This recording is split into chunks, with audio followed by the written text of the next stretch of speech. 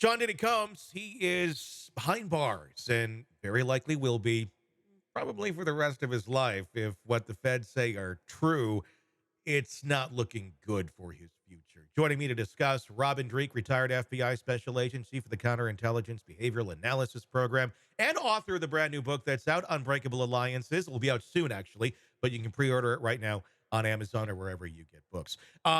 This, we knew it was going to come. We knew it was going to happen. And it happened. And pretty much everything we've been speculating on as far as what Yep. charges would be brought have been brought. What's your reaction to the arrest being made? Not surprising, as we've said, Tony. Charges with sexual exploitation and human trafficking are what we thought was going to happen. I got a feeling we're going to see some underage charges in here as well eventually. Mhm. And two things that really struck me. One, it didn't surprise me that he wasn't granted parole as of this. Yeah. And I thought it's funny. I don't cover this angle of it generally. It's Mhm. the human behavior side, but I was curious as to reason why. And I thought there was going to be a risk of flight because he's got money to go anywhere and he's got resources all over the world. But Yeah. that wasn't it. It was the worry of jury tampering Yeah. was the reason the judge gave. And I thought that was pretty interesting because the fact that they know so much about how he's influenced the circle around him Mhm. allowed and inspired the judge to side on the fact with no parole. But the thing that then sparked my next interest was it's always fascinating how a defense attorney will come out and say, my my client is innocent of all the charges. He's looking for his day in court, and look, he's been cooperating. And so I did a little research because I mean, everyone just listening, think to yourself, when was the last time, if ever, you've seen a celebrity of this notoriety being charged at this level? And we've seen it a few times with the Epstein case and a few others, and they were not guilty. Yes. Never. Because it's like a So if he 98% isn't process, like, right.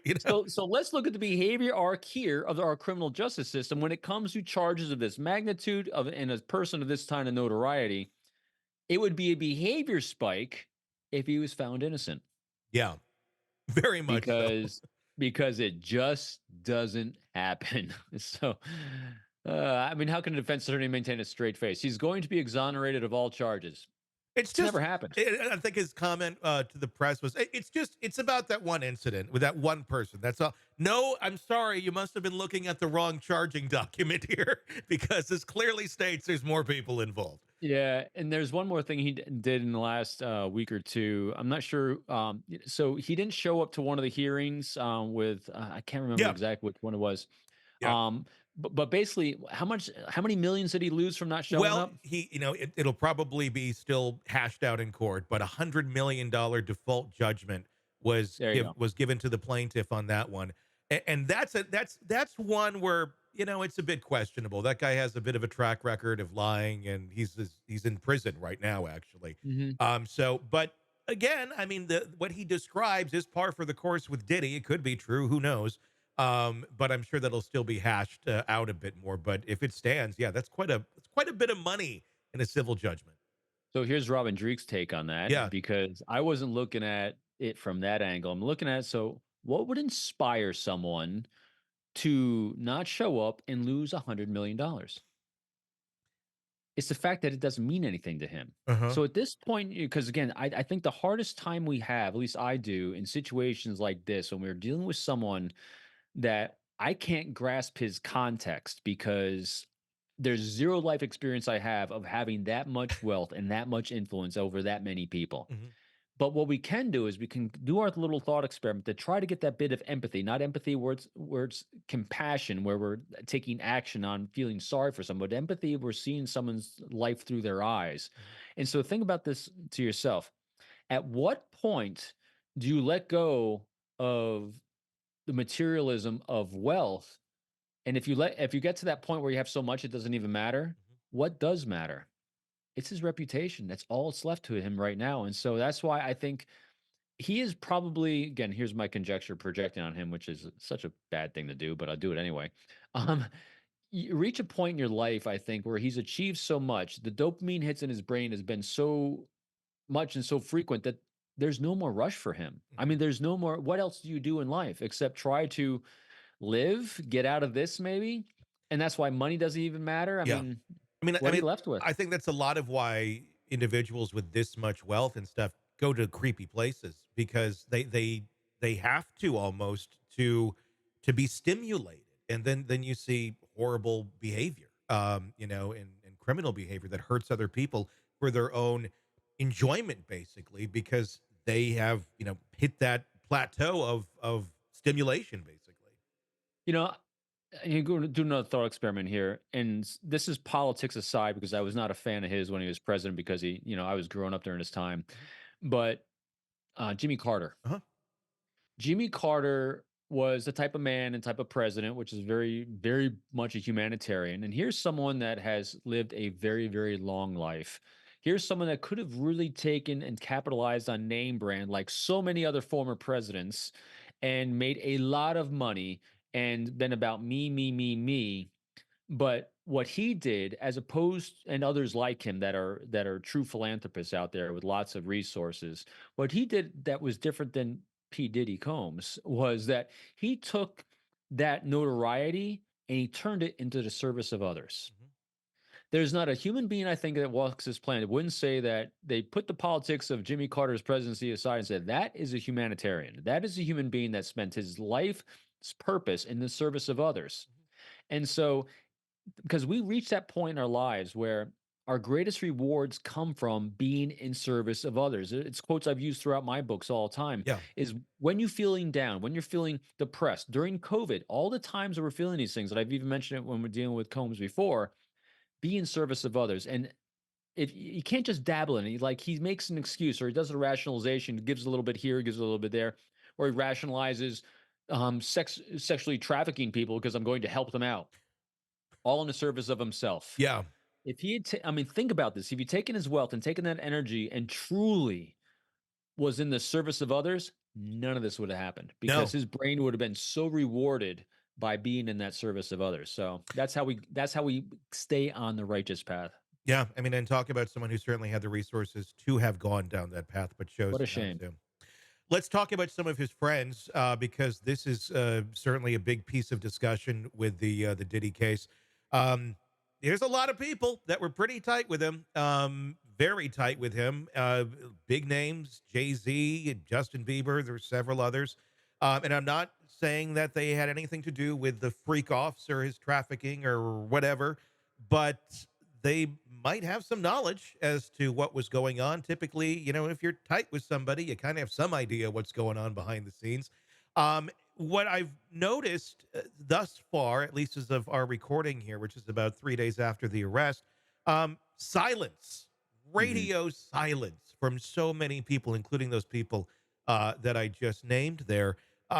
When we see other celebrities get busted, or somebody big going down for horrible things that we were shocked by, like Weinstein or whatever it may be. We see a lot of people speak out in solidarity with, well, yeah, bad person. Let's prosecute this. Not this case. A lot of quietness, and that makes me raise an eyebrow. What do you read into that? I think that's why he wasn't granted parole. I mean, you hit it on the head there. There's a few reasons why you go silent. One is because as Ryan Holiday says in "Discipline is Destiny," it's the reason why the Queen, of England, Mhm. Queen Elizabeth, when she's still alive, silence was her mantra. She wasn't allowed to influence politics, and so being silent requires a lot of discipline. And so when you're being assaulted, when from social media or whatever it is, silence is usually the best way to go because things die down unless you throw fuel on the fire and let it burn. And our words throw fuel on fire. So a lot of times we be silent for letting things blow over. It's extremely effective, but it requires discipline because we have to suspend our ego in which to do that. In this case, however, though, I think some are doing it for that reason, but I think others are doing it for the reasons why the judge did not grant parole because they don't know, still, no one knows how far and wide his tendrils reach. I mean, Epstein is one thing, Mhm.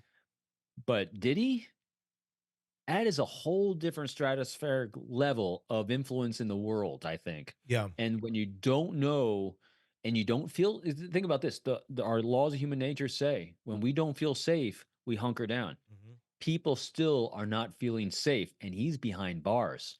That says a lot. It's why he doesn't have parole.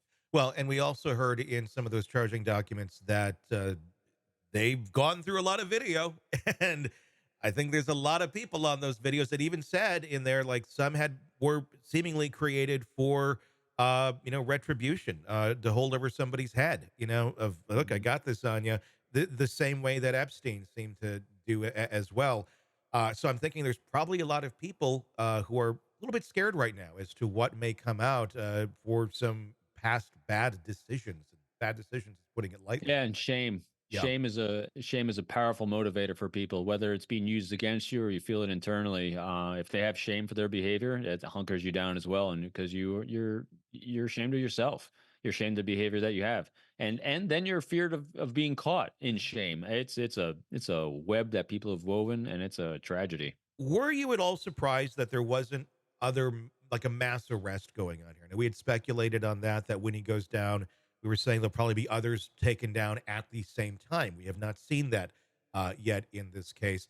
Are they the Fed sitting there going, okay, let's take down the big one. Let's drop the rock in the pond and let the ripples go, and then just kind of see how everyone reacts to those ripples. Yeah, and I thought, like you did, when we talked about before, I thought there'd be a massive at the same time, but what is most likely happening now is, hey, you take out the fear factor by putting him behind bars, no parole. Hmm. Now let's see who will talk, and not talk publicly necessarily, but now we're going to go re-interview people, we're going to contact people, we're going to not do the worst thing in the world, which is show someone their shame and try to coerce them through shame, but say, listen, here's what's going on, here's what we do know, here's the facts, here's the details, here's the videos. What say you? You Yeah. know, what do you want to do for yourself? What do you want to do to right the wrongs? What do you want to do to start healing happen with all the people that were destroyed by this abhorrent behavior and your role in it? So what are you going to do to make this whole? And also because that's also going to start going out.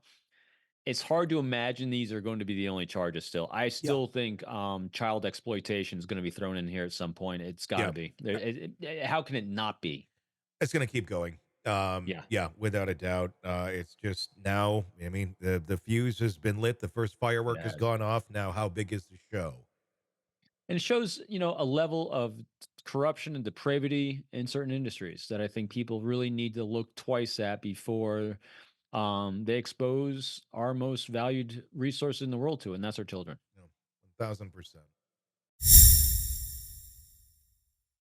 Hey, thanks for checking out the video. Be sure to follow us wherever you download podcasts, and especially Apple Podcasts, where you can get advanced episode and premium content on our premium channel right there. Also, be sure to follow us on social media so you don't miss any breaking updates on the stories that matter to you most. We're on TikTok, X, Instagram, Facebook. Just search Hidden Killers Podcast with Tony Brueski, and you'll find us right there. Again, thanks for watching.